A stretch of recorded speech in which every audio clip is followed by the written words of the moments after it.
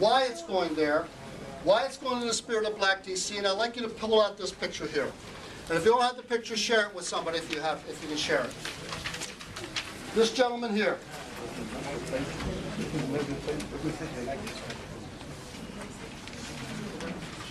This is John Seller Martin. Picture right here. This is John Seller Martin.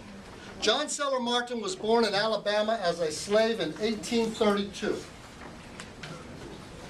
By the time he was 11 years old, he was sold 8 times from one plantation to another.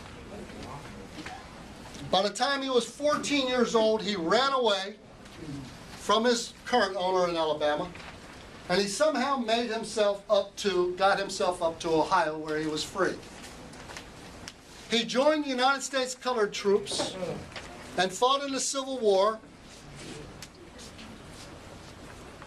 And John Seller Martin taught himself during the Civil War as a soldier how to read and write. And then he became a minister, and then he became an educator, and then he became the labor leader of Washington, D.C. And he became the editor in 1869, the editor of what was called the New Era newspaper in Washington, D.C., which was the organ, the newspaper of the National Colored Labor Union of Washington, D.C. Now, I could have named our project the John Seller Martin Project, but I thought I would name it after A. Philip Randolph because he lived here and because we have a statue of A. Philip Randolph in Union Station. But I wanted to bring this to your attention. He was here for only 5 years. He started the paper, and then he moved on. He went to Boston, he went to other cities, and he continued to be. Unfortunately,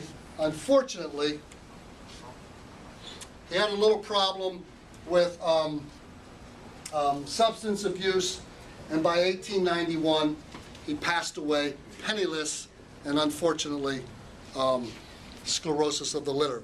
You know what that means. But regardless of that, this is an amazing labor hero and an amazing American hero. And I wanted to bring his picture to you today in honor of him and in honor of A. Philip Randolph. I want to close by saying this.